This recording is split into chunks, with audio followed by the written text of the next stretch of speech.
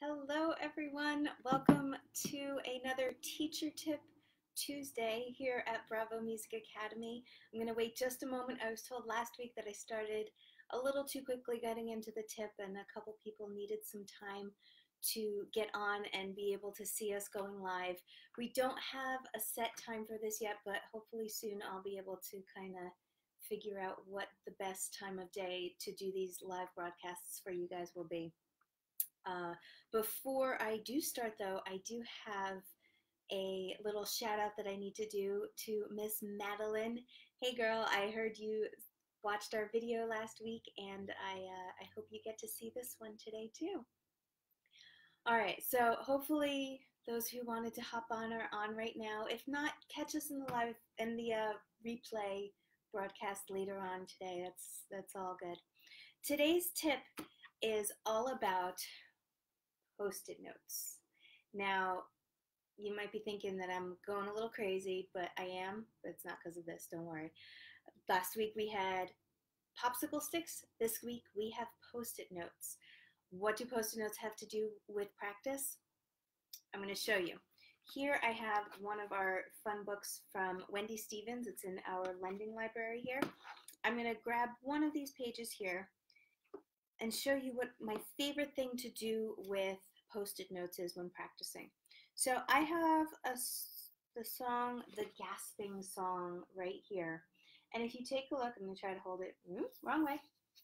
If you take a look at the top of the page here, it says both hands play an octave higher. They play that one octave higher through the first two lines, and then it changes. And we go back to reading as written. So that spot I know is going to be a tricky spot for anybody who's first learning this piece. So what I'm going to do is I'm going to take two Post-it notes right now, and I'm going to put one, see if I can do this way. I'm going to put one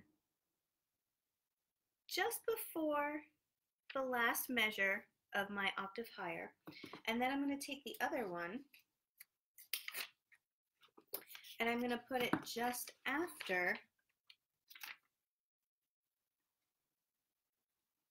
right there, just after the first measure of the next line with that change in transition. Now, not only are we transitioning from an octave higher to the loco reading or as written reading, but we're also changing lines, and that can be really tricky, especially for beginner and early intermediate students even sometimes struggle with changing lines. So what this does is it isolates just those two measures, this measure 8 and measure 9.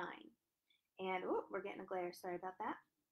And what I can do now is I can take this over, this is piano music, so I can take it over to the piano and practice just those two measures going back and forth, getting my position change, also getting my line change without any hesitation, and I don't have to worry about any distraction from the previous measure or the temptation to go on before I'm really ready to do that.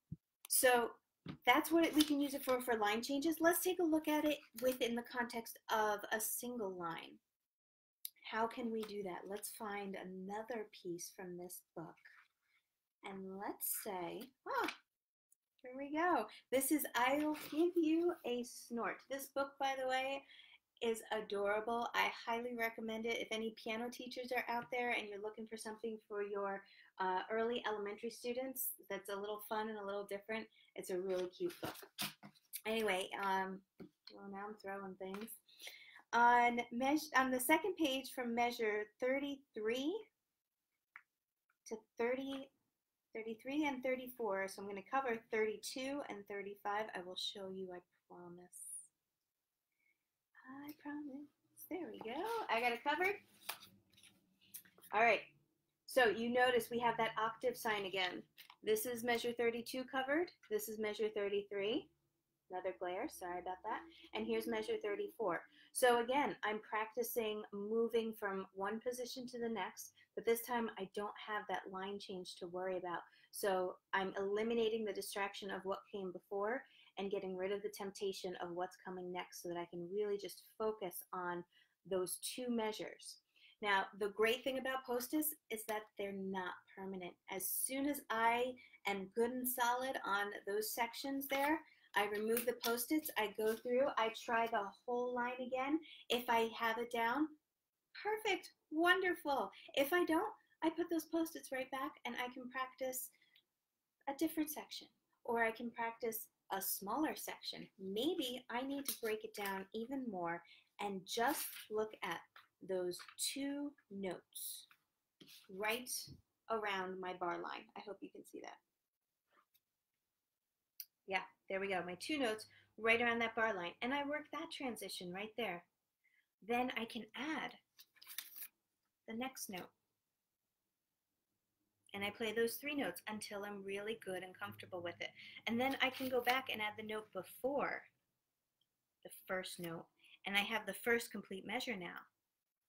So it's the first complete measure transition. And then we can complete that section there. So I hope that this helps you with your practice. If you use any of our practice tips, the popsicle practice from last week, or if you try our Post-it practice this week, let us know in the comments. Let us know how it went, and we'll talk about it at the beginning of the next video. I hope you have a wonderfully musical day. Thanks for watching, and I'll see you next week.